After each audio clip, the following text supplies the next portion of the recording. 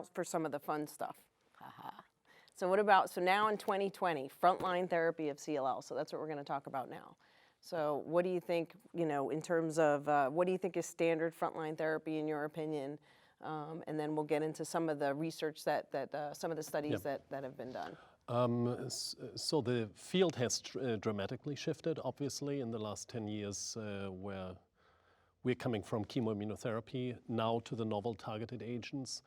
And I think we first need to say, well, are we talking about the US? Because the situation is different for the US compared to most other countries. But here in the US, I think the standard treatment is with novel agents. And then the ones which are available are the BTK inhibitors, Ibrutinib, and the latest addition just a few weeks ago, the approval of acalabrutinib, a second-generation BTK inhibitor.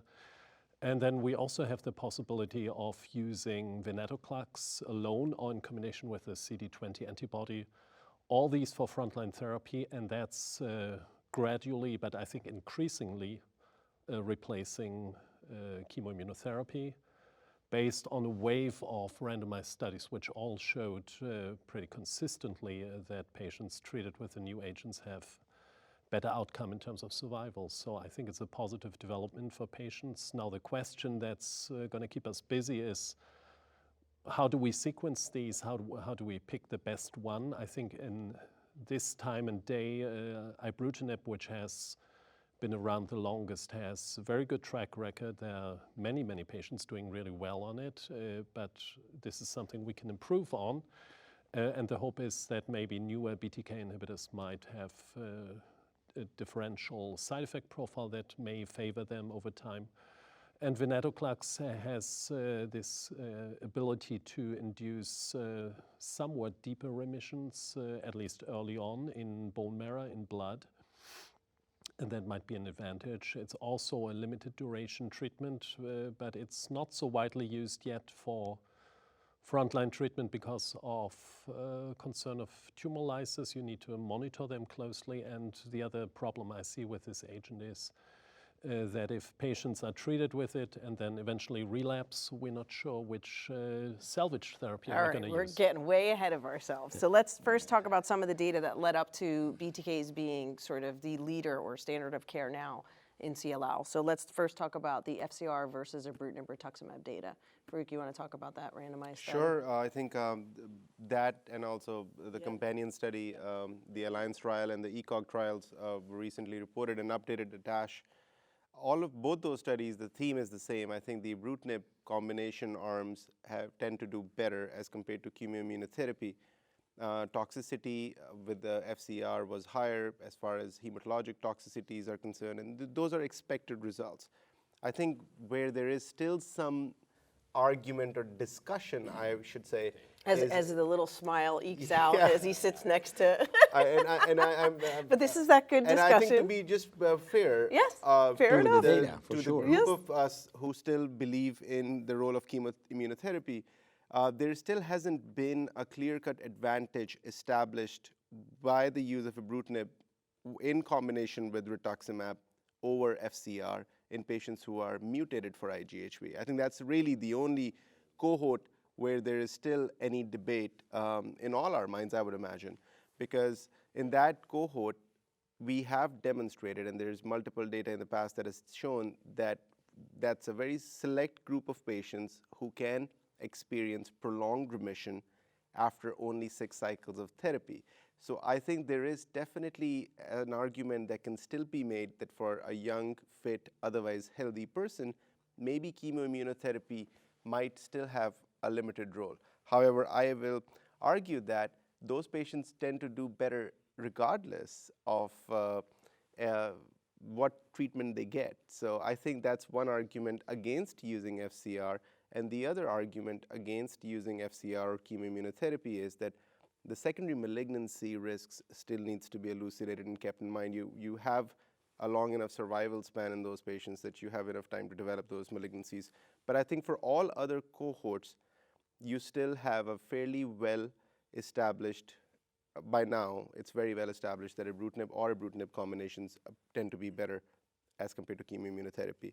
I think that's a fairly, that question has been addressed in my mind. having said that, committing somebody to lifelong therapy, what will happen with these kinase inhibitors or novel therapies 5 years, 10 years down the road? We have 5-year data, we have 7-year data. What will happen after 15 years? What kind of delayed adverse events we will see? All of them, all of these questions have not been answered. And I think there are still some possibilities of how we can still limit these therapies. There are a lot of questions that need to be addressed. Can we continue this thing for life? What about compliance issues? What about the cost issues? So even though, yes, the data shows that ibrutinib was better, and ibrutinib combinations were better than FCR, but we still don't have enough of a follow-up to conclusively say that chemotherapy has absolutely no role. So I think there's still a sliver, there's still a slight opening in the door. Okay, well, I'm not going to leave you hanging there. Don't worry. Okay, Would I do go that? for it. Go for it, Tiger. I mean, so in the context, and I think this is a good discussion, and we'll get to some of the newer data that is here at ASH this year. But in that context, given the ECOG data and Alliance data, and still the frequency of chemoimmunotherapy that we do see in the U.S., So given those data, what do you want to say? thank you. You're so welcome. I am, Go for it, Tiger. Go for it. you know, it is important to always keep in mind that we can always talk about longer term follow-up. So we do say, you know, now we have the 12.8-year progression-free survival data for FCR.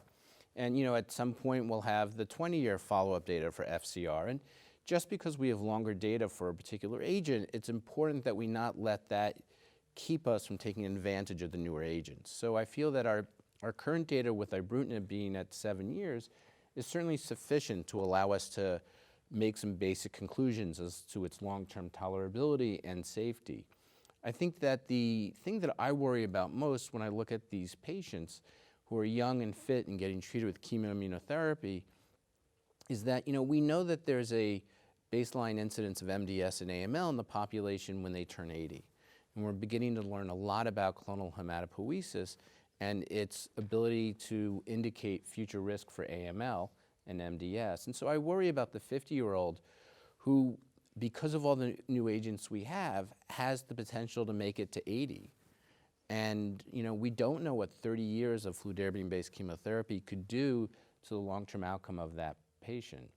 So it's really, from my perspective, the idea as to what toxicities are going to be irrevocable. And, you know, so certainly if someone's having malaise or if they're having joint aches and you were to stop the drug and the joint aches go away, that's fine. But if someone develops something like MDS or AML, that's obviously something that can't be remediated by discontinuing the therapy. So I really have a greater caution towards avoiding those sort of toxicities that are really going to be impossible to come back from. I do think, you know, the question about duration of therapy is one that we're going to learn a lot about in the future. I don't think right now that any of these agents will need to be lifelong. I think we'll see at some point in the future what would be sort of a sufficient duration. And I think ultimately the combinations of BCR antagonists and BCL2 inhibitors will, you know, be able to get people into very deep remissions very quickly and shorten the need for continuous therapy. And that might be, you know, ultimately what really is the comparator for a fludarabine, cyclophosphamide, and rituximab induction therapy. Okay, so we'll get there.